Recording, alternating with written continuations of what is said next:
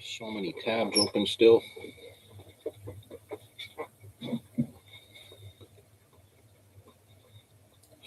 You guys had already started the chat quite early, so I was kind of trying to jump in ahead of time.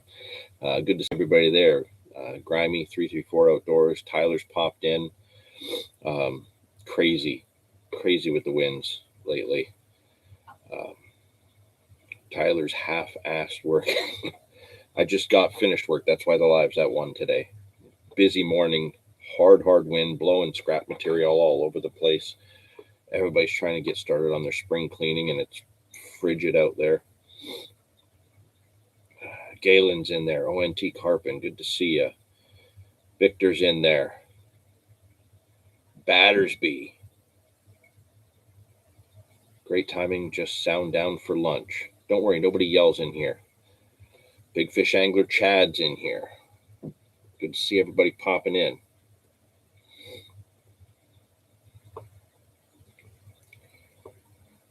Still opening a few windows here.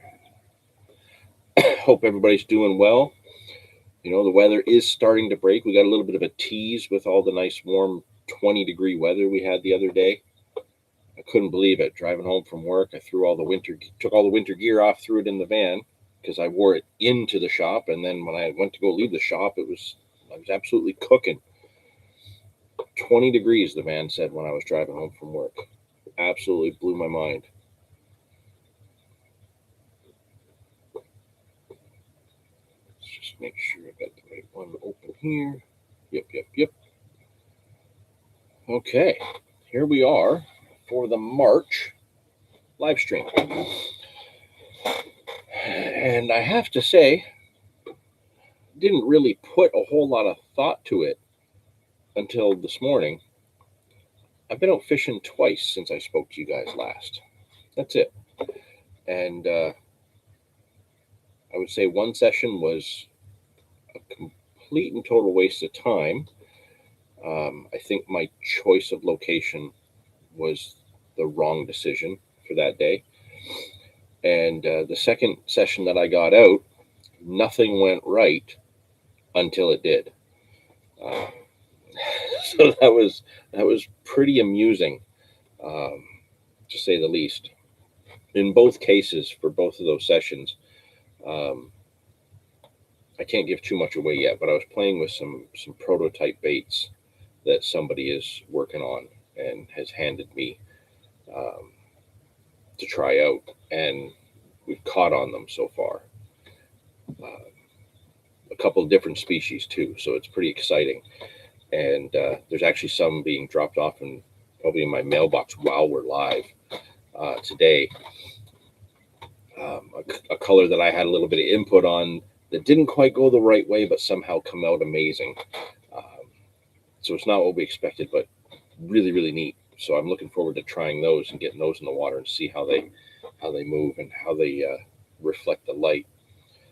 So both of those sessions that I had out since we had our last live, the first session, I really wanted to get a trout, and I wanted to get it on the center pin. I wanted to do some float fishing and drift these new baits. I think at that point I had 3 different colors to try, and man, the conditions looked great. Even though there was a ton of ice around the shoreline, it was hard to get some bank space.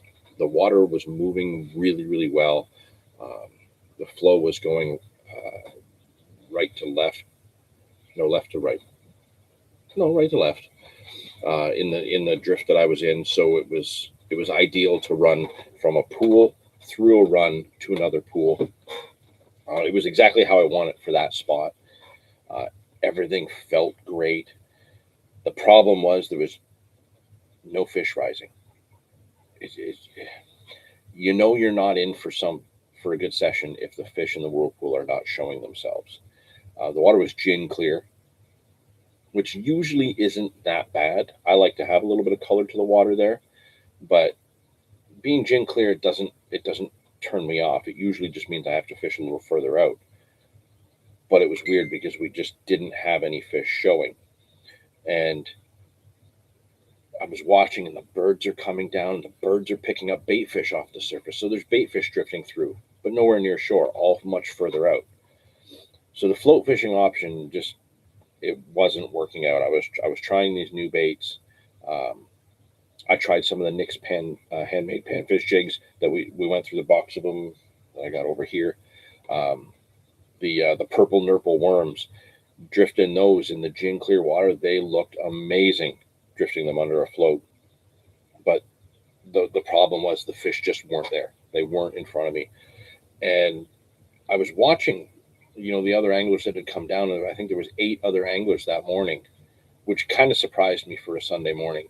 I was expecting more, but given the conditions and the ice and stuff on the stairs coming down, it was pretty treacherous. So it was really only the real hardcores, I think, that actually made it down, because getting out, I was pretty much crawling through the slush to get out of there. But nobody else had a fish. I didn't see anybody else fighting a fish. I didn't see anybody land one. Sometimes when you can't quite see them because they're further away, you hear somebody like, letting out a little hoot and holler, that they're happy with, just putting a fish in the net. There was none of that. It was dead silent all morning. Didn't see signs of fish at all. And I pretty much went home disappointed that I chose to go there, because looking down from up top, it looked amazing, and it looked like it was going to be spot on, especially with the birds dropping on the water. That always means there's bait fish in the water, but they just weren't having it. I tried bottom bouncing. I tried some jigs. I tried really bombing some baits out as far as I could to get really long drifts. It did nothing. So that session was kind of a bust, and I should have gone to another location that was easier to get in and out of, where fish were coming out the day before, and I knew the fish were coming out the day before. So I made a bad call on location that day, and I had to take the blank for it. It was, I think, the following week. We had some weather through the week. The snow, or not the snow, it was a lot of rain, so a lot of the ice and snow was going away, but it was still cold. But there was a lot more color to the water in a lot of spots. And I went to the first location that I had planned to go to, where I can pretty much fish out of the back of the van. This one was going to be bottom bouncing these new baits, and it just, 20 minutes in, there was like 3 inches of visibility. I do know that later in the day, there was a bunch of guys that did go out and run the drifts in the boats and stuff like that and caught. I think somebody had caught from the shoreline right where I was about 3 hours later. Just through the grapevine, the posts go up, the people texting, we all got some messages back and forth. But I think I fished 20 minutes and just was not feeling it. There was nothing showing. The water was really murky, and the wind was really bad there. So after like 20 minutes, I gave up. And I had kind of just, having been defeated the week before, I kind of was feeling the defeat here. And I was just like, okay, I'm going to go drive and just check a bunch of spots, not necessarily fish, but at least kind of get my bearings of where fish are coming out, where people are piling in. If I find a little corner I can tuck into, then I'll do that. Drove to a few other locations. They were absolutely ram-packed. One of the spots I could see, there was probably 30 or 40 guys there on that stretch of bank, but 3 of them were fighting fish. So obviously there was some activity to be had, but I wasn't going to jump down into a group like that. There's enough guys there. You don't need to make it more crowded. So I just continued on, checked a few other spots. They were all packed. Ended up getting all the way down towards Lake Erie on the upper river. And I was checking some of the spots along there. Stopped in one spot that I know of where there's a nice deep trough along the shoreline, and cast around for 10, 15 minutes. Nothing was happening.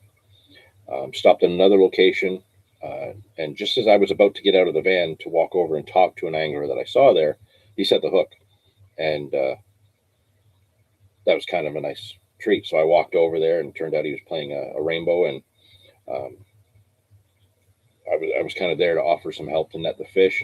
He was able to net it, but handed his rod up to me just from the tight bank, just to make it a little bit safer. Beautiful fish, and he was just bottom bouncing in a really fast stretch, and man, he was making it work. He had some fish the previous week. Um, he had several fish that day, so it was really good for him. He had a great spot, kind of to himself. I think there was only one or two other anglers in his area, but he was getting the bites, and it was weird because when I was standing there chatting with him, very pleasant guy, super nice. We could see the next kind of stretch up ahead of us that was completely shoulder to shoulder the week before, and now it was just fog and barren. Couldn't see any other anglers. So I went up there and set up. There was one guy kind of hiding in the rocks, and it was funny. It kind of made me chuckle a bit to myself, but we've all been there. Um, this guy was back and forth to his truck about every third to fifth cast, changing his jig, changing the weight, changing the color, just making changes after every couple of casts. I bet you he did it 15 times in the stretch that I was there. And I just stuck with one thing. I was fishing the drop shot with the little tag off that I fish it with one of these new baits, and that's the result of that is the thumbnail of this live. Got myself a really nice little walleye on this bait, really cool kind of emerald shiner type color, and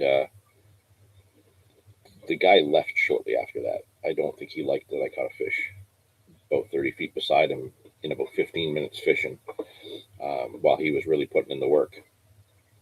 But yeah, it was nice to get a bite, just fishing it real slow, keeping my bait up off the bottom rather than fishing tight to the bottom, and it paid off. So in the last month, I have had one fish, one bite, but it was a good one, and I was happy with it, and it was on one of the new baits. Let's see who else we got coming in here. Yeah, we get the cold and the snow. Yeah, we don't need this after we have the warm weather, but every time we get into March, there's always like this one cold snap or one blizzard or something that just hits us out of nowhere, and then everything levels out and we're good. So we probably got 2 or 3 weeks of a lot of up and down weather, but I think by the time we get into Easter there in April, I think we'll be golden. Fishing in a van down by the river. Yeah, and I adjust my belt the same way. What have I missed? The last 13 minutes. Just the beginning. Not a whole lot. So, yeah, it hasn't been very eventful for me. In all fairness, my normal March kind of antics that I would do when I'm around the house is to dump out all of my backpacks and all of my bags and just start sorting through things to get them all ready for the season. I haven't done that yet. My trout bag is an absolute bomb site. My carp bag, I don't even want to know what's in the bottom of that. I opened it up the other day and it smelled funky. So there's, I don't know, maybe like a cheeseburger or something that got left in there and I didn't bother to take it out. That's going to be a chore. My match fishing bag, there's actually stuff like sticking out of it, and I don't remember putting them there. So I've got a lot of organizing and cleaning to go through over the next probably 2 weeks, picking through some of this gear, getting it ready, making sure all the rods are in order, going over any reels that need new line, anything like that. And once all that's organized, then that's going to be time to, jump into doing some of my minimal rig preparation. Like when it comes to the carp fishing, there's like 4 rigs that I use. So I don't need to have a whole lot pre-tied. I like to just have usually 3 of each kind of ready to go. And, so I'm going to once I get all the bags kind of organized and everything's kind of ready for spring, I'm going to have to get the rig boxes out and, prep my German rigs, my 2 blowback rigs. Pretty much always have some chotties ready. I still pretty much just buy the pre-tied chod rigs. I tie them very rarely. I have to say I'm not as skilled at tying a chod rig as Tyler is. That's somebody who got it right the first try and never had to look back. That one, just because it can be tricky at times, I tend to still buy them unless I can't get the long ones, because I do like to fish my chods a little bit longer than most people. So I probably have some packs of those ready to go, but those will be taken out and put onto like some rig tubes and stuff like that. These ones are from stssoftbeads.com. I use them for my bead rigs. I put drop shot rigs on here. There's some other, I think there's some of my float rigs with bait holder hooks for drifting minnows on here. I got a couple of these. You can get the fancy ones for carp fishing that come in a little case and you close them all up, or you can just get these. They're cheaper, and you can fit a hell of a lot more on them. But I try to make sure I always have some rigs at the ready, whether it be for trout, for carp. The match fishing rigs are a little bit different. They go on the pole winders, but there's probably going to be a full weekend of just rig tying coming up ahead of April, because once we get into April, I'm going to want to try and be on the bank as much as I can. So just having that little bit of preparation after the big cleanup, jumping right next into rig preparation, setting up the rods, things like that. It's a real good way to just kind of get that mental feeling of, okay, the season's ready to go. Even though some of us don't stop all year, just being ready to go, it really kind of gets you in a good positive mindset of, all right, first session, I'm ready to rock. I'm gonna smash it up. Are you going to the Niagara show Sunday? That's the Niagara Outdoor Show, the Fort Erie Leisureplex tomorrow. I think it starts at 9 a.m. I don't know. I've gone the last couple years. It's a very small show. There's not a whole lot of variety there. I find I always end up coming out with a bag of stuff. There's always something there that I can find that suits some of my fishing. Actually, I got these there last year. But I don't know. Sometimes I go for a couple years in a row, then I skip one or two. But I might. If I get up early and end up fishing down there tomorrow morning, I might just pop over and pop in. I think it's only ever like $5 to get in. Everybody's nice there. Like I said, there always is something that I end up finding. Usually some soft plastics, because let's face it, I don't have enough soft plastics in the house. They're freaking everywhere. Actually, I don't know if this guy's going to be there or not. He's a local guy that does soft plastics. Be My Baits. I believe he does custom stuff too. I've got a whole pile of stuff from him. It's really good stuff, actually. So yeah, I might pop in there. Not 100%, but if I'm in the area, it's kind of no reason not to. Pump Nose Fishing. Hello, good to see you there. Glad you're in again. Will the river be fishable tomorrow? Well, I saw a post that there was a lot of ice drifting down the river this morning.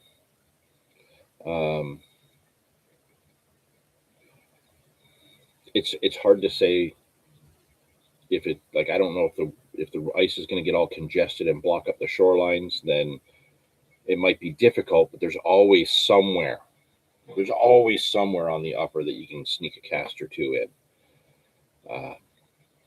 So it's hard to say. given where I live, I live kind of like just up from the falls a bit. So from like driving from my house down to the mouth at Fort Erie, I get to see the whole thing, and where it bends and curves, the current moves in and out. The other thing to factor in is wind. If the wind is in our favor, all the ice could be pushed more to the American side. So we might have a completely fishable river with a little bit of color to it potentially, which is exactly how you want it. You want to have that little bit of overhead cover, just by having a little bit of a like that kind of milky-ish kind of stain to the water a bit. But when I was out, I think I just went out for a drive last weekend along the river, and all the creeks were just pumping out chocolate. So you'd get these mud lines that kind of come out from the creeks and then go downstream. That's all going to be warmer water than the main body of the river. So that's going to get some things moving. It's going to get bait fish moving. And obviously chasing the bait fish is going to be the pike, the walleye, the perch. Carp and sucker is going to start moving in for that. Things like that. Catfish will probably start moving around. So again, if the wind is the right way tomorrow and it's not really collecting in any big areas, there could be a lot of fishable water tomorrow. But you really won't know until you drive it. Or you just wait for Dennis, the Fish in Niagara page, Dennis, to post his morning update. But even then, even when it looks kind of nasty in some spots, it's open in a few others. Special delivery. I think that's the new colored baits popping into my mailbox. Good stuff. Thank you, sir. Appreciate it. Later. What did I call him earlier? Brontosaurus. Thanks, Dave. Appreciate it. Dave's off to work. Unfortunately, he won't be able to, just go all heavy in the comment section with the rest of his, because he's got to do adult things. But there's something new in the mailbox I get to fiddle with later on. That'll be exciting. Yeah, nice try. Chad did not grab those. I know that because he's too lazy to get off his couch. Actually, speaking of big fish angler, Chad, anybody see that thing?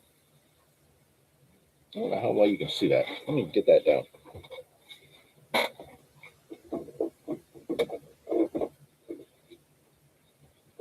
Got a little power pack right now. It's our original logo on like a little lamp. I got a little remote for it and everything. Haven't figured out all the remote settings yet. Turn off. Turn it on. Have it in a nice like strobing color, cycling through to look cool. I'm really digging this. Big Fish Angler Chad made this for me. He's been actually making a lot of stuff like this. Sports teams and all kinds of different cool things. I can't find the hole.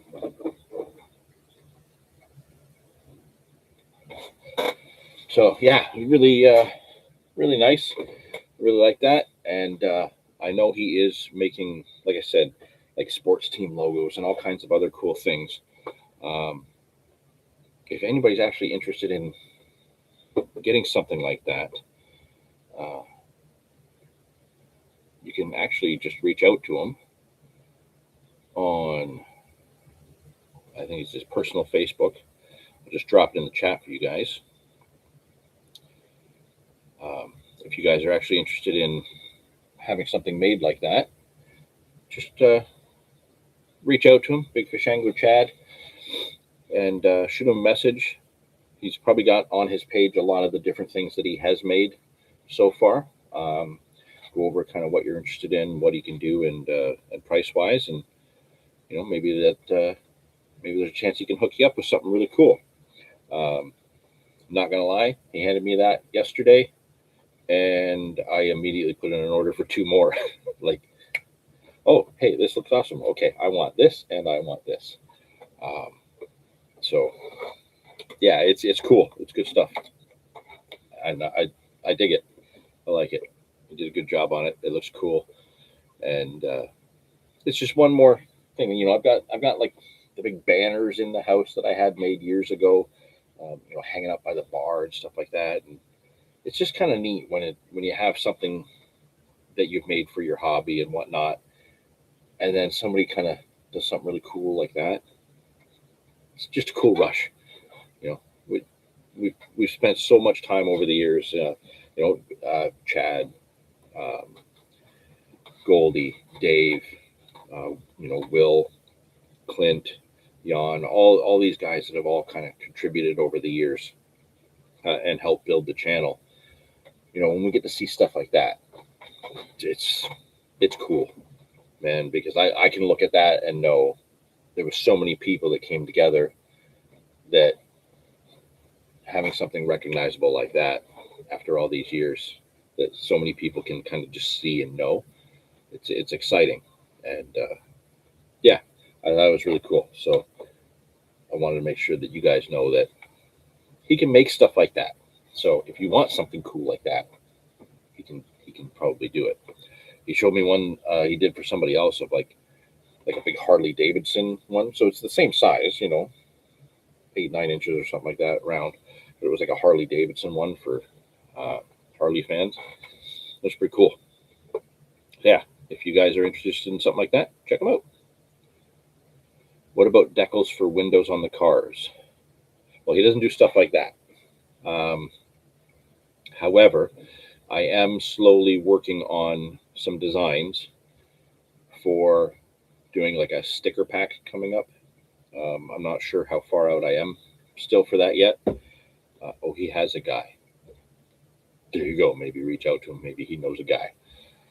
But I am, as far as like Anglophile stuff goes, I'm looking at doing sticker packs soon. If you have your own thing, Victor, maybe reach out to Big Fish Anglo Chad. He says he's got a guy. Um, but I know a lot of you guys like the small runs of stickers that I've done in the past. A lot of you guys have them on your tackle boxes and stuff like that. When we've encountered each other on the bank, um, I have to say it's always pretty cool. You know, to sit up next to somebody and you look down on their tackle box and like, hey, you got an Anglophile sticker, and I don't even know you. How did you get that? It's kind of cool. But I'm working on some other sticker designs. You guys may have seen on the channel already. There is one of the new designs. Um, I took a bunch of elements. I don't have Photoshop, so I took a bunch of elements from some sketches I did and some photos that I had, and kind of molded them into one of those AI things and gave it all the prompts from all the things that I had kind of put together, and come up with a really neat logo that we've got on the channel right now. So I'm looking to do some stickers of that, some of the what I'm now calling the retro logo, and a few other designs that I've done. You know, pretty girl holding a fishing rod, it says Anglophiles on the shirt. Just I'm kind of playing with some ideas right now to do up some sticker packs, and for a lot of you guys that are always here month after month in the live stream, hanging out in the chat with us, um, reaching out at different times to let us know what your captures have been, things like that. There's a lot of you guys that have been, really loyal in here every month, and you guys will all be the first ones when I come up with, putting together the sticker pack. You guys will all be the ones that get that first message of, okay, shoot me an address and I'll get this out to you. So once I have those ready, I'll let you guys know. You guys will get the first picks, and we'll make sure that we get those put together. Hopefully before the end of summer. I want to come up with a few more things, but that's one of those side things that we're working on. River looks awesome. Below the dams is probably another story. Will you deliver? Meet you halfway. Walk up and kind of right in between us, there's that little pub over there. So I'll walk that far, you walk that far, and I'll trade it for a beer. How's that work for you, Ben? Yeah, I've been seeing that down in the lower river. A lot of the guys have been pushing up in the boats past the power stations and fishing the clear water there because it's been much muddier underneath, like downstream. But I think it was Sunday. I guess we've had a lot of rain since, but Sunday um, I was right out at Niagara on the Lake, just looking at the water out there, and it had like the perfect amount of color to it, even after all the rain we had the week before. So, even if it is mucky, I don't think it'll last. The ice might be a bit of an issue, but like I said, if we get really good wind, it's going to keep away from our side. So that might really help. Has anybody else been out fishing?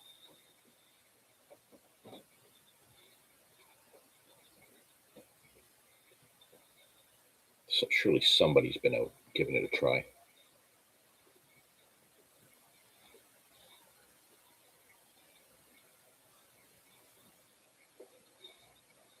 Calendar.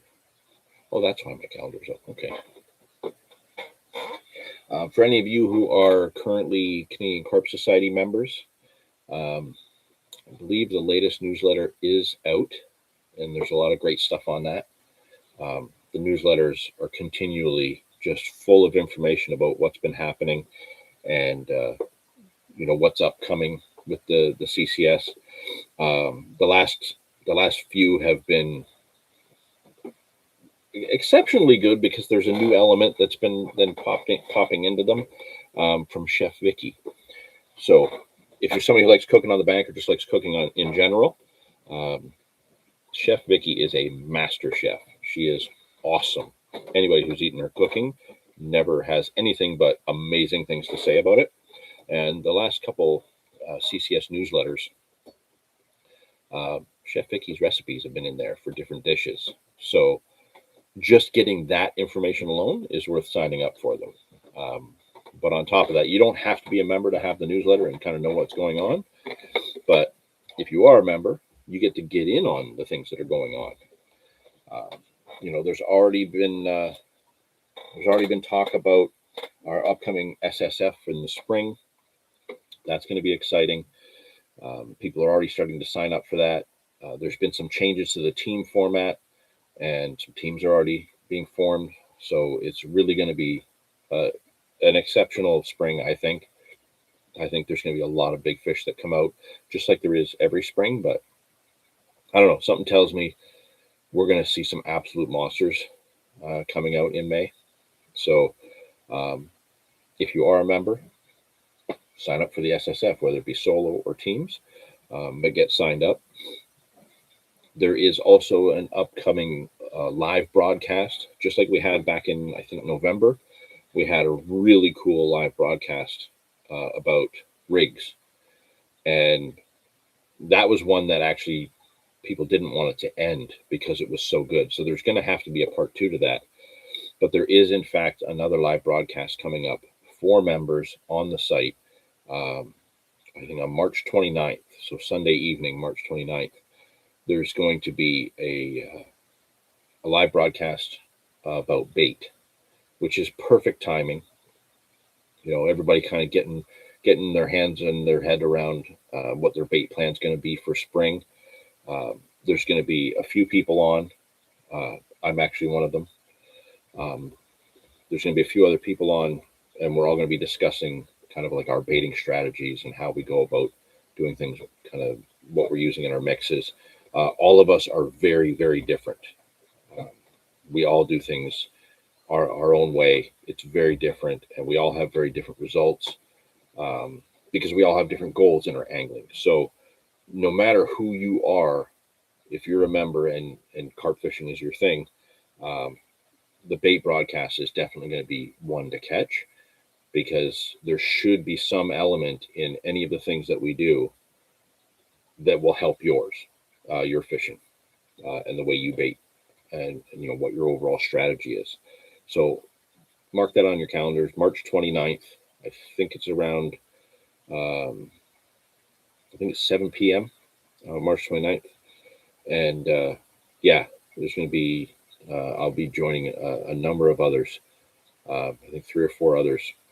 And we're going to be just talking about bait, kind of like our whole strategies, but it's really going to be perfect for leading into the spring. So be ready for that. Let's see here. 334 Outdoors got a 10-pound blue cat this morning. Wicked. Never caught a blue cat. They got big bellies, fat ones.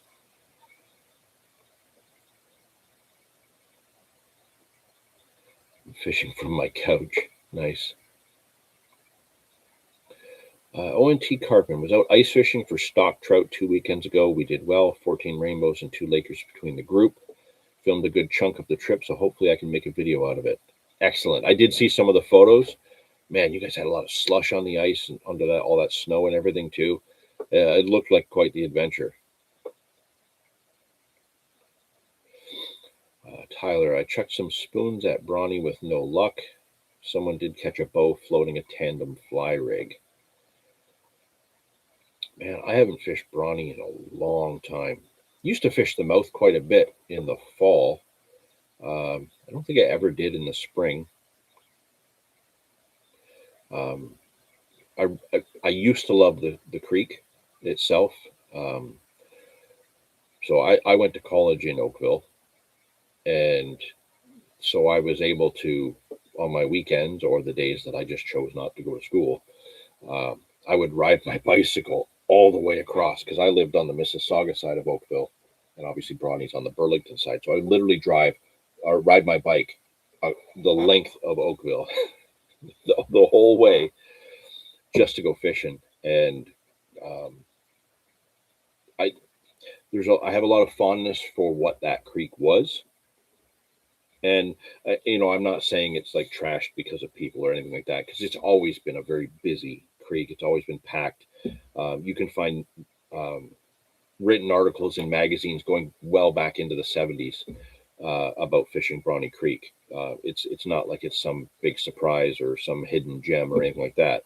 It's a very well-known creek, a very well-pressured creek, but weather does amazing things throughout the years, changing its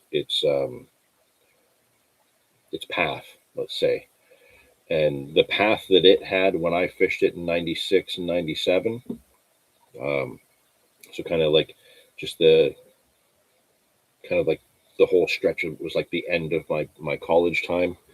That creek was something special for me, and where I couldn't really wrap my head around steelhead fishing here on the Big River, having everything scaled right down, and fishing much lighter, much smaller, it really helped me learn how to read water better, because it wasn't overwhelming anymore. I wasn't standing in the whirlpool trying to figure everything out. Everything was just scaled right down in front of me. And I learned so much about reading water, about balancing my rigs with my floats, and where to position myself when, the sun's at a certain angle, things like that. I caught a lot of fish, a lot of rainbows, a lot of browns, a lot of salmon. I really did learn a lot fishing that creek, and I miss it because I think around 98, 99, the things really did change, and it actually took a completely different path with some of the spots that it winds through. And like some of the pools that I used to fish, like, they don't exist anymore. There's trees growing there now. You'd never know that the creek went through those areas. But I'm, I'm overdue for going back there at some point. I did used to like going there in the summertime and fishing dry flies for just little trout, little rainbows, little browns, that are just there in the summertime. You can get some really, really active chub hitting the dry flies as well. So maybe I need to do that. Maybe I need to go do a little bit of really light fly fishing there in the summertime, because I have a lot of fond memories of what that creek used to be. Currently watching the Bassmasters Classics. Angler has a 7.5 pound smallie this morning. Is it one of the Canadian anglers, or is it just one of the other guys? No fishing for me at this rate. I'll be watching the next live stream from a padded room whilst wearing a white coat with sleeves in the back. Man, you need to get out, Grimy. Man, last weekend I saw a couple of my buddies out fishing the long poles, the match fishing rigs, the long pole, little floats, and they were catching little carp and stuff like that, about that big. If some of those carp and stuff are moving in some of those little creeks and stuff like that, I'm sure you can get out and find some crappies or some early perch or something like that. Get out, you gotta go try it. Gotta get out.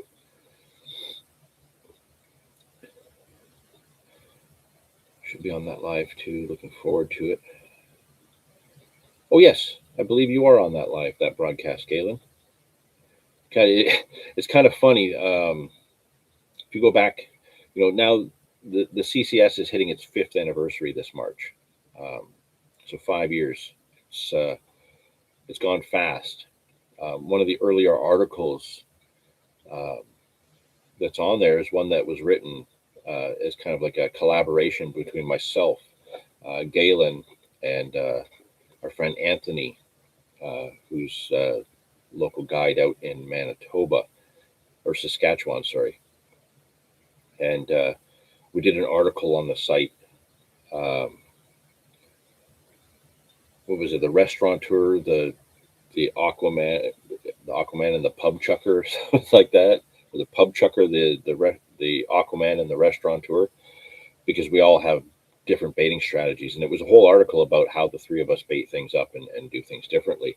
I think all three of us are on with Toronto James. So it's going to be pretty exciting. That's not going to be one to miss for that bait talk. Slow Dive 74. Thanks for joining in. Earlier this week, before the cold front, Lake O was popping for browns. Fish were super shallow, 4 to 8 feet. Orange gold UV spoons were the ticket. Man, that is an awesome update. Excellent. Thank you. And I did see a lot of pictures of some of the guys in the boats. We're smacking fish, but there's not been many reports of people really doing great from shore, other than a few of the spots I've kind of stopped and, I'm just driving to have a coffee or something like that, checking spots, seeing how busy things are. You're seeing some guys hook up, but not a lot, not as many as I've seen the boats. Oh, you're going to eat that blue cat. It's going to be dang tasty. You probably got some good recipes for that. Team Action Angling. I grew up fishing brawny, and it was always shoulder to shoulder. Yeah, like the whole time I went to school in that area, through the 90s, early to mid 90s there, and fished a little bit in the late 90s. It was always packed, and like I said, I read about all those creeks along Lake Ontario there, all through my childhood. They weren't secrets, but you could always find a little pool or a little run to fish in. There was always something, but that's not what did it in. Creeks like that change because there's no management on them to direct their flow. They're just left to go naturally, which on one hand, it's great. You're just leaving it to be natural. But on another hand, it's such a great creek for fishing when the fish are moving through. You kind of wish it was managed a little bit more to keep some of those deeper pools and some of that great structure that was there. That's just not there now.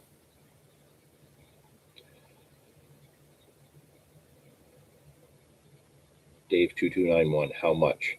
I'm assuming you're referring maybe to the lights. If that's the case, just reach out to Big Fish Angler Chat. The link's just further up in the chat.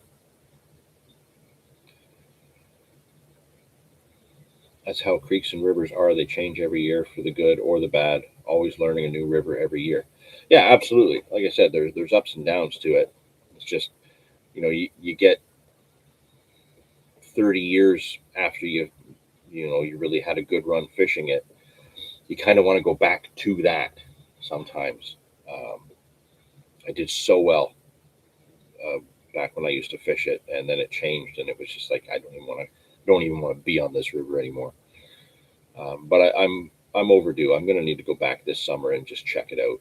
Used to be able to catch carp and smallmouth and stuff like that, all in the runs in the summertime. So there's always fishing opportunities in creeks like that where something neat could happen. Like I said, I'll fly fish for the little trout, the chubs. I'm sure we'll see some other really cool stuff. So I'll have to bring the cameras along for that in the summertime.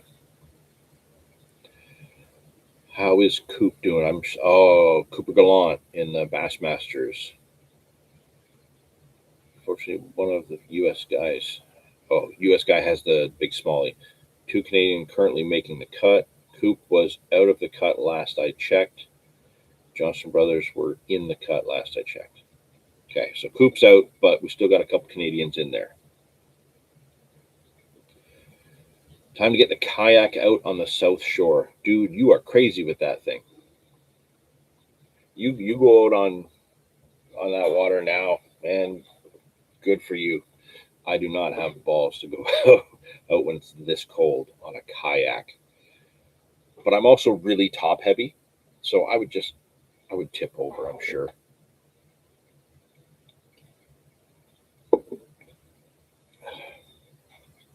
Some good updates there. Slow dive. Were you fishing from shore or were you fishing from a boat? Just asking. Just curious. Orange gold UV spoons, eh? I imagine we're getting close to the time we're along the Lake Ontario shoreline when all those rivers and creeks start kicking the mud out, create that big mud line along the shoreline. I'm sure the browns are going to be moving all into that soon. That should all pretty much go with the same depth that you're talking there, 4 to 8 feet along all the beaches and the stretches of the shoreline in the mud. Because I know once we get into April and we start fishing the carp in the lake, fishing in those mud lines, we're hitting carp, and then all of a sudden, out of nowhere, a pineapple pop up, pick up a nice big brown. They just kind of come out of nowhere. Sure, excellent. So yeah, a lot of the shore anglers that check in here, sometimes it's the boats that are doing well, sometimes it's the shore, but it's very rarely ever both. So it's always good to have that update one way or the other. Good stuff. Now, I know Team Action Anglers had a new video out recently with fishing kind of like a little spillway. Water's just ripping through there. All this rain, man, it's flooding so many different areas. But there are fish to be caught. The weather's up and down, but as you can see, there are fish to be caught. So, Grimy, get your butt out there and get something. Make it happen. Like I said, tomorrow I might go cast around a little bit in the morning, and I might pop into that tackle show. We'll see. It's not a terrible idea. Whoever said you should just never go and buy new tackle when you don't need it? I don't see anything wrong with that.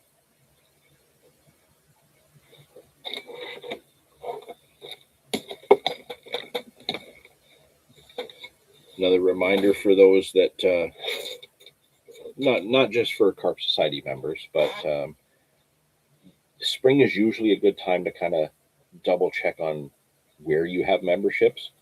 I actually completely forgot that I still have an American Carp Society membership because I guess it just set up to auto pay.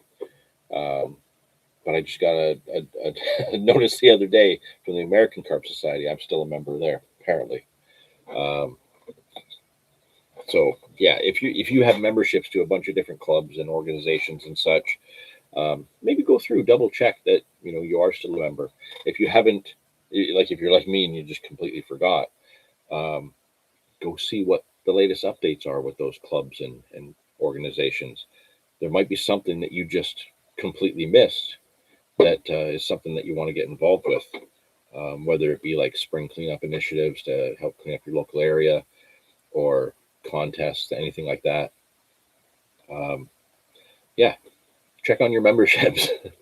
There's been a lot of updates from the local match club lately. A lot of new things happening. A new membership fee has been put into place to help cover some of the costs of like the medals and stickers and um, different things involved for the matches. So, these are all updates that were kind of discussed as a club back in December, and they're all being implemented before the start in April for the first match. So, yeah, now's the time to jump in and start checking in on all your memberships and making sure that not only are you all up to date and paid and your address is correct for any of the stuff that they're going to send you, but you're up to date on all the latest news and happenings with the club too. Boat anglers I talked to weren't having much luck. Think they were out a little deep. Fish were hanging real tight to the shoreline. Nice. 334 Outdoors. I'm going fishing with the president of Carp Anglers Group next week.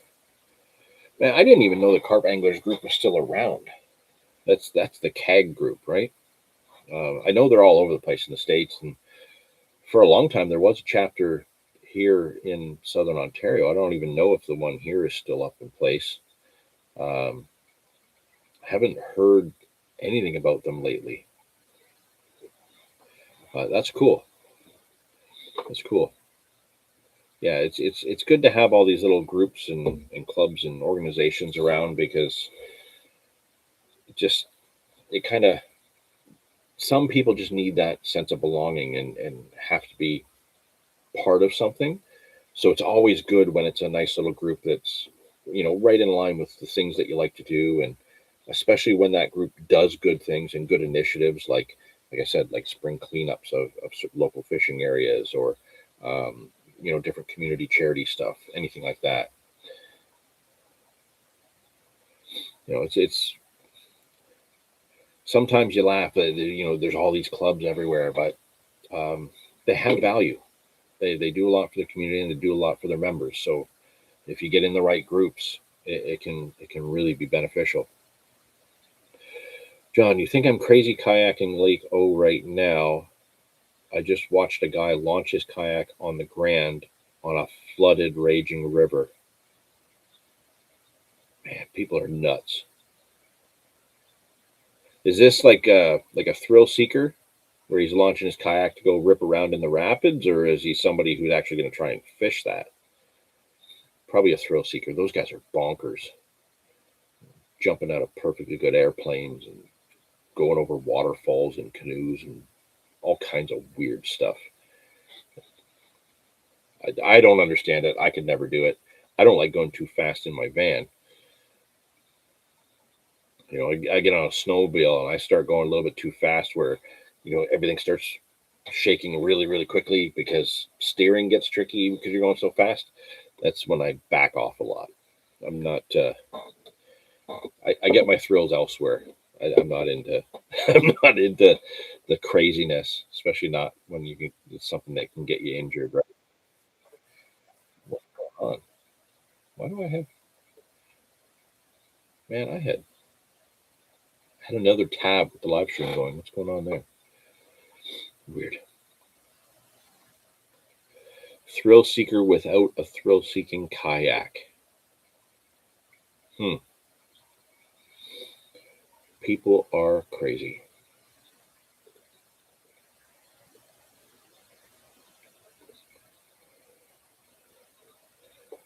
Well, that's a lot of good updates. People are starting to get out. Good job on that blue cat earlier, 334 Outdoors. Grimy, get yourself out fishing. Good to see all you guys in here yet again. Uh, like I said, I always appreciate it when you guys are all here and hanging out month after month. Uh, that's why I rush home from work on the Saturday shift. Makes it extra thrill seeking that way. Dave Newman, going for carp tomorrow. Are you? I don't know. I haven't put the carp bags together yet. They're a disaster. Like I said, I gotta check and see if that's a cheeseburger in there or what. I don't know. Maybe a mouse got in it and died. I don't know, but I'm not getting too close to it at the moment. Are you going to your normal spot that has the long walk into it? Because I don't necessarily know if I'm up for that, but I won't rule it out.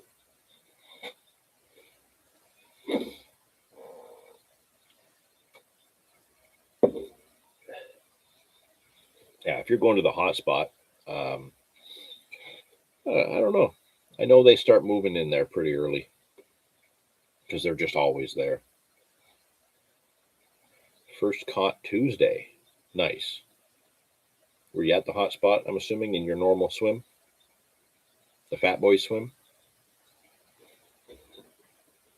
Or was it the Jimmy swim?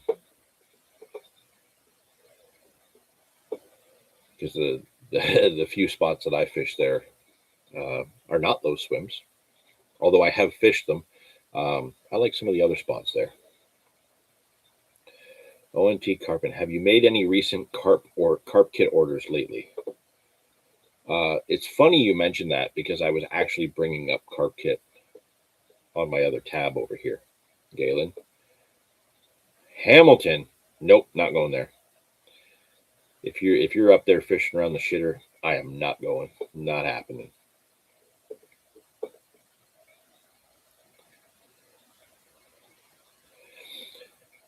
Gotta come out this way in early May for some big pre-spawn Erie carp, man. I'll leave you to the carp while I fish bowfin and cats. What if I want to catch bowfin and cats? I got my biggest bowfin ever last summer. It was like 6 or 7 pounds.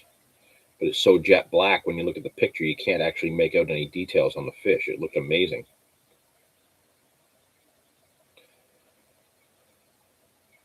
Closing. Oh, they're closing the shitter.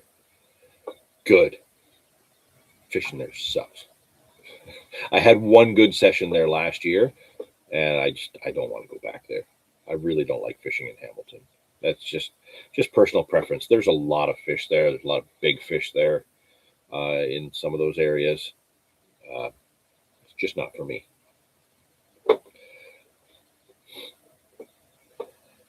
Pump nose fishing. I gotta wait for my home trib water levels to clear up to start drifting again. Right now it's raging chocolate milk. Might have to wait another week for it to be fishable. Oh, excuse me. Yeah, some of those tribs are probably just nuts. Maybe call the kayaker that's out on the Grand. Let him know he's got a bit more of a thrill to have up there. That might be interesting for him. Hopefully you can get on the bank soon because I want to see some more videos of you drifting. So yeah, Galen, you mentioned carp kit. Like I said, I had the tab open already. There is an interesting update. I don't know how official any of the updates are right now at the moment, but it looks like there's been a lot of new baits added to the carp kit site. A lot of hook baits from Dynamite Baits, the whole new range that they've been doing all their videos of lately, of their like the peppered fruit, peach and black pepper, the sweet tiger and corn. So there's a bunch of new hook baits and at least one liquid, a couple liquids, boosters, and stuff like that. So if you're looking for some of those new Dynamite hook baits, Simon's got some up on Carp Kit. There's also some other new baits from other companies. Parker Baits, a lot of hook baits from Parker Baits have shown up. I've never heard of them, never seen them. Some of the UK guys might know them. They might have been around quite a while. But those are some new ones that look interesting. What else was there? There was another bait. I thought there was another bait that I saw that was new on there. Maybe not. Maybe I've just been looking at too many things. But yeah, check back on the Carp Kid site regularly, because when he starts adding stuff, he might add one thing one week, one thing the next week, and then 30 things the week after that. You just never know. So it's always worth checking in and seeing what's in the new arrivals section. And right now, it's hook baits. Uh, Hook baits tend to go fast in the spring as everybody's getting ready. So if you want to try any of these new ones, like these Parker baits, magic beans, um, like pop ups and wafters, or some of the new liquids, definitely check it out. Parker Baits has a decent YouTube channel. They go all over. Interesting.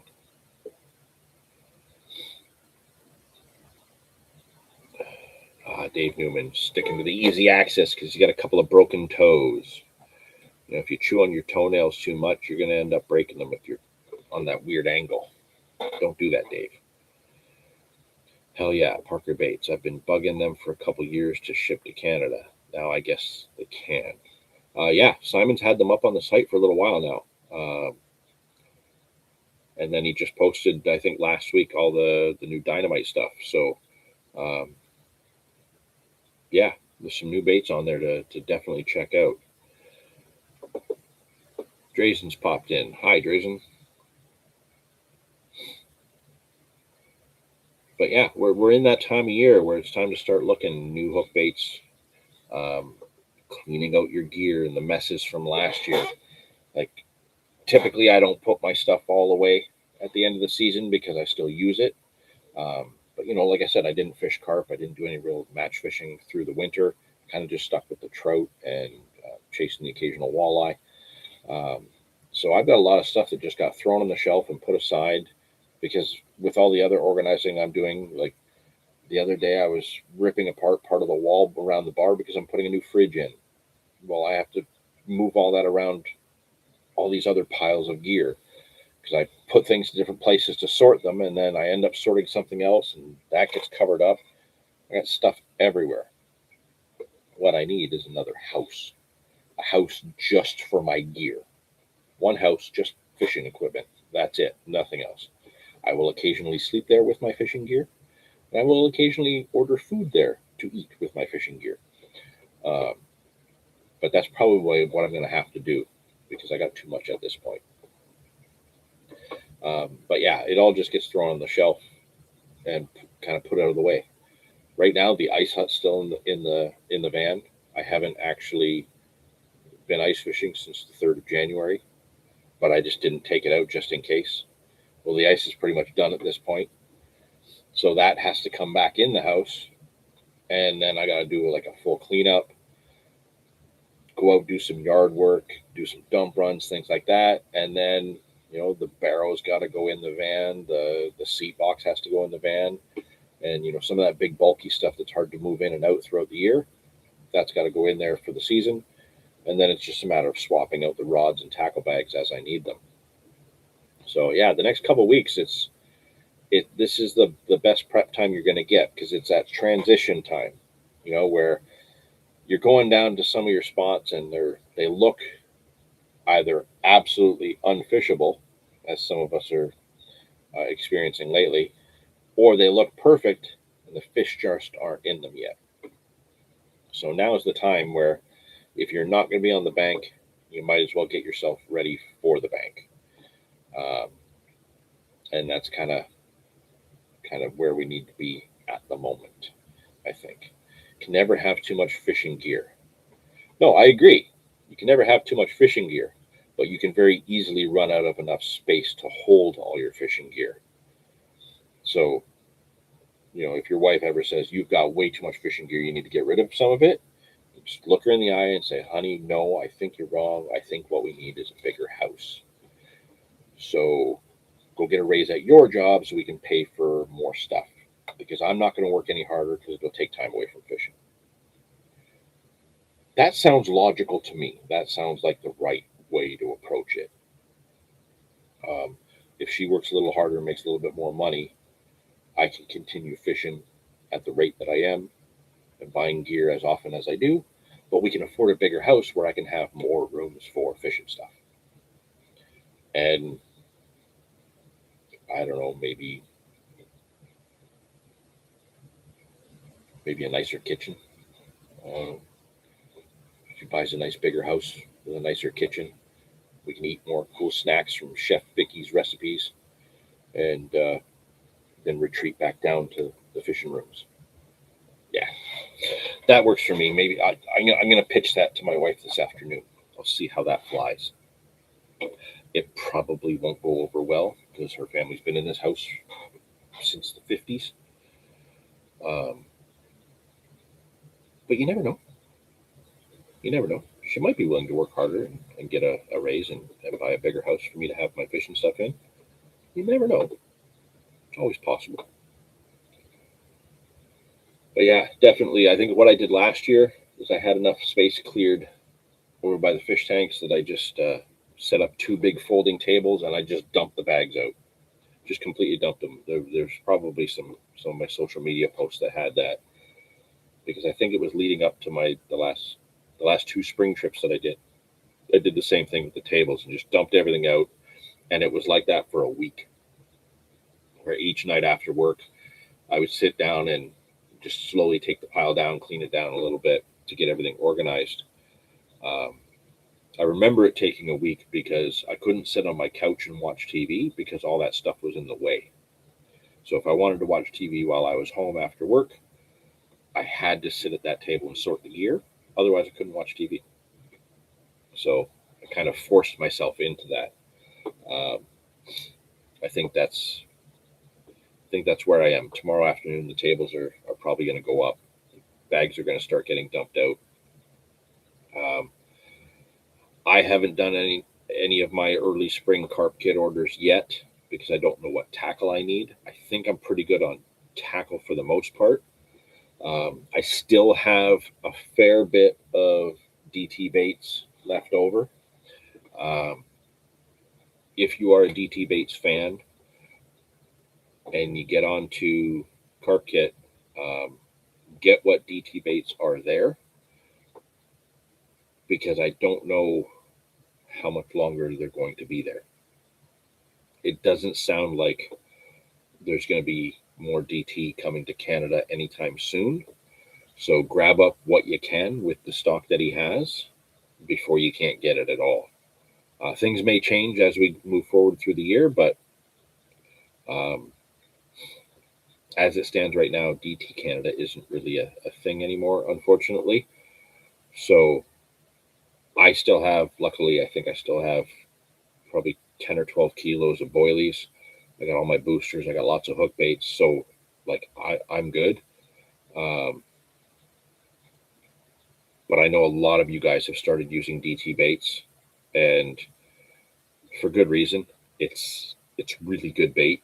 The boosters are amazing. The boilies are great. The hook baits are phenomenal. Um, I've said this time and time again over the last few years that I've used them. I think I started using them in 2019. At the end of 2019, I started using it. Um, Joined the DT team. After that, um, they don't make me catch more carp than any other baits. But what I did consistently have, the one very clear, noticeable difference between using DT baits than any of the other ones that I used was that I had more big fish more consistently than any other baits.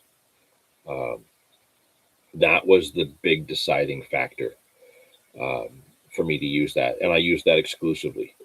Um, Match fishing, I did dabble with a few other things just because I couldn't get anything small enough through DT. The pellets, I use a lot of the pellets in the match fishing, but when I'm chasing my big carp and I'm using my boilies and the pop-ups and the wafters and the booster sprays, um, the ground bait, like the stick mixes and stuff like that, which were phenomenal. It was very clear. Like I said, I wasn't catching more carp than I ever did before. My numbers stayed pretty consistent. Um, Catching fish wasn't the issue. Uh, I still caught a lot of carp, but very clearly, right from the get go and consistently through the whole time that I used DT baits, I caught more big fish in the last few years than I have in all the years combined before that. so many more 30s, so many more high 30s, just consistently year after year, the last few years, so many more big fish for me that it was very clear that it was a bait thing. Because then I'd fish with other people that were also using DT, and they were catching more of the big fish that they hadn't caught before. I think the last 4 years in a row, Dave has absolutely smashed his PB over and over and over again, sometimes multiple times in a season, until he ended up with that 36 and a half or 36 and 3/4 that he got, that absolute dinosaur of a carp. And he used a few different companies' baits, but his main bait that he was putting out was the peach and orange boilies. I used the peach and orange hook baits and had that 38-pounder, 38-10 that one spring. But I had the 30-pounder and then the 40-pounder the same session that I fished with Kevin and Wayne, and Kevin had 230s that day, and we just had a ton of fish in frigid weather, but all big fish. So if you've been using the DT baits and you want more, Simon's got them still.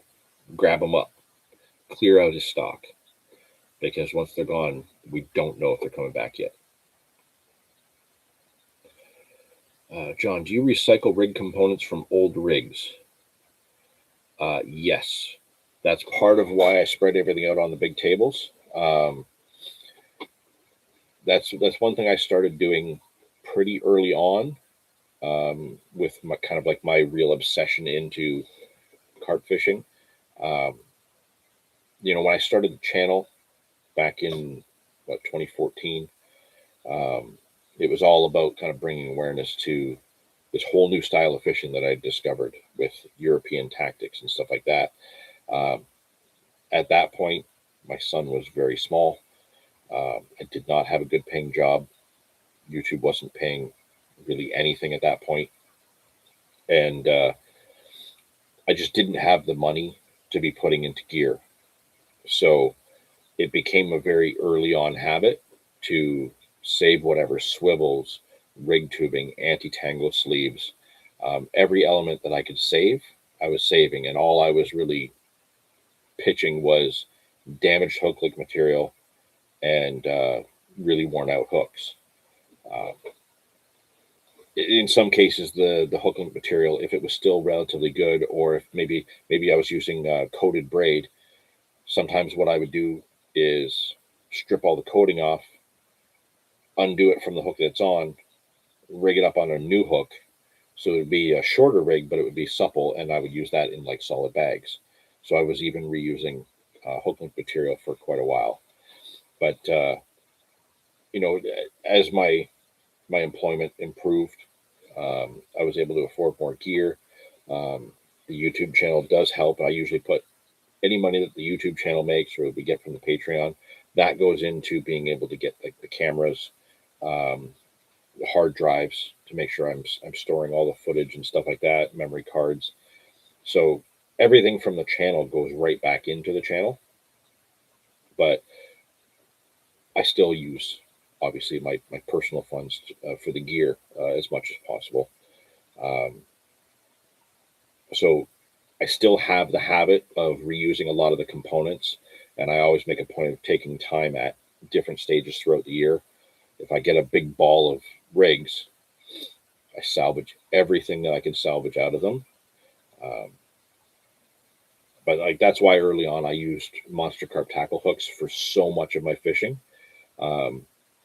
Now I use them less than I did because I don't use that wider variety of rigs. But like if I'm using my tube blowback rig, I only use monster carp tackle hooks. Some of my smaller like PVA bag rigs, I'm still using the monster carp hooks. If I'm just using basic hair rigs, still those hooks. My German rig, obviously, I use the Corda Chlors. And in some cases, I've been using the Corda wide gapes. Galen, you yourself hooked me up with some of the hooks from Palatrax. I've absolutely loved using those hooks. I think they're great. and they fit in with all my different rigs as well. But if you're like I was in the position where you really had to scrimp and save on your gear, use the Monster Carp tackle hooks. I've had so many fish, like in some cases you're getting 20, 30 fish on the same hook, which is just mind-blowing. You just touch it up with the file from time to time. It's just mind-blowing how durable those hooks are. And that really made a difference because I wasn't burning through as many rigs. Quite often the hook material would fray and chew up before I had to change the hook. Now, I would never take a hook that I had on a rig and had multiple fish with and put that on a new rig.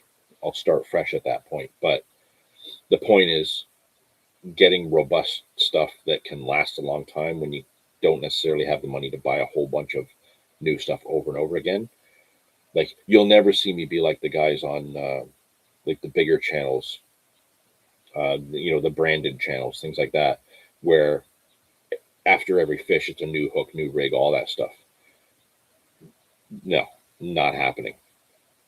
When it comes to fishing here in Canada, we're dealing with really wild venues, rocks, snags, all kinds of crap, big, powerful fish. In some cases, they have, really durable mouths from feeding in amongst those rocks, feeding on zebra mussels, things like that. Your hooks take a punishment, whether they're in a fish's mouth or not. So you find the most durable hooks you can get, you keep them sharp, you keep getting bites, you make them last as many fish as you can until they're just not stinging the fish enough, then put a new hook on. So yeah, kind of long-winded there, but I absolutely do recycle rig components whenever possible. And like I said, like you guys know, if you've been around the channel for a while, you've seen me tie rigs and talk about rigs. You know, I like to use long rigs. All right, like I like my rigs to be about 12, 13 inches long, for the most part. Certainly no less than 8 for most of my fishing. But like, here's a prime example.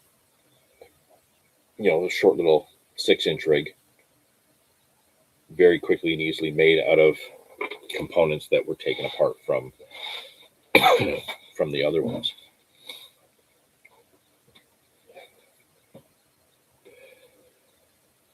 Dave, work sucks. Absolutely, it sucks, Dave, and we are all sad that you're there. 334 Outdoors. I don't know if I'm using the correct hooks for my rigs or not. All I know is they catch fish till they blunt out. If they're catching fish, stick with them. Right? You don't have to get fancy with rigs. If you're able to catch fish consistently until they just blunt right out and you can't sharpen them anymore, then you found the right hooks. Plain and simple. Everybody has different preferences. Everybody fishes differently. You put 5 people in a row, 5 different people, all fish different. Nobody's really the same. And you give all 5 people the exact same rig. Let's say I tied the exact same rig for all 5 people. All of them are using one of my rigs. The results are going to be different for all 5 of them. Plain and simple. Just the way people fish, the way people cast and let the rigs set out there. How often they recast. Do they tighten their line too much up at the beginning? Do they leave it too slack? All of those come into play with how your rig is presented to the fish. And because of that, you get different results. So if you've got a hook and a rig that is catching fish consistently until it's just too blunt to hook them, plain and simple, you got the right hook for what you're doing. If it works, stick with it. Now, with that said, you all know about my whole experimentation game that I do when I'm fishing. If I've had a fish or two, I've had a successful session, right? You can't complain. If you've gone out for a couple hours and you've had a fish, it's been a success. If you've had 2 or 3 fish, you've had a great day. Why not experiment, right? What you're doing works. Excellent. Do you want to try something different? Do you want to see if you can tweak things? Do you want to see if you can make what you're doing better? Make those changes, test them out while it's good, and see if it stays good. If it shuts off completely, maybe what you did was the wrong choice. You got to have that learning element there, right? So yeah, if you got something that works, stick with it. But if it works enough that you can play around a little bit, then absolutely play around a little bit. Try something new. Try something different. Try a different hook pattern. Um, you never know.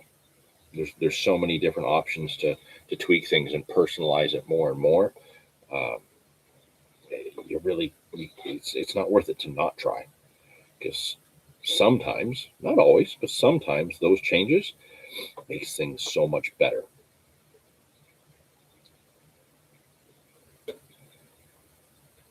How are we doing here? An hour and 21 minutes. Well, I have to say, I haven't eaten anything yet today. I am hungry. So I'm probably due for some lunch. And I think the wife and kid have popped out for a little while. So if that's the case, I'm going to need to set something up to, help feed my pitch of her making more money to get a bigger house for us to hold my fishing gear, because I'm going to try that. I don't know how well it's going to go. If I don't show up for next month's live stream, it didn't go well. But no harm in asking, right? But yeah, we're going to, by the time the next live stream rolls around, I should be out a few times in between now and then. So we should have some updates on, how the fishing is starting for the season. I really haven't been buying much in the way of equipment. I might even have shown you this last month. I don't know. One of these little funky little poles and super tiny floats. These are for something I have planned coming up, basically in a ditch. But right now it's a raging torrent. So once that settles and the weeds start to come up, that is going to get used. We'll go into that more then. But yeah, I think we're going to start to wrap this up.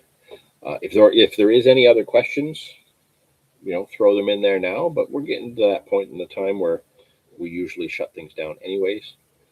And like I said, I'll go have something to eat and get ready to start setting up those tables and organizing the gear. But yeah, now's the time. The next couple weeks are going to be key. Get your whatever species you go for, get your stuff organized and ready to go. That's going to maximize your active fishing time for sure. We all have downtime.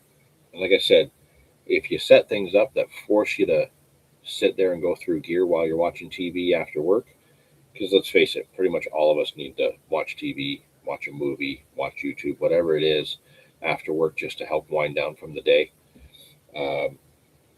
If you position it so that you have to be up and actively going through your gear to be able to do that after work, you're still relaxing, but you're still being productive, and you're not wasting any active fishing time on the weekends, pulling junk apart. Good luck. Thank you. I'm going to go wash the catfish blood off me. See you next month. Absolutely. Absolutely. If you got any pictures of that before you butchered it up, I'd love to see it. Just send the message on to our Instagram for sure. Blue catfish look cool. Tyler, have a great afternoon. You too, buddy. Good to see all of you. Thank you so much for joining in once again. Really appreciate it. Like I said, we're working on a sticker pack.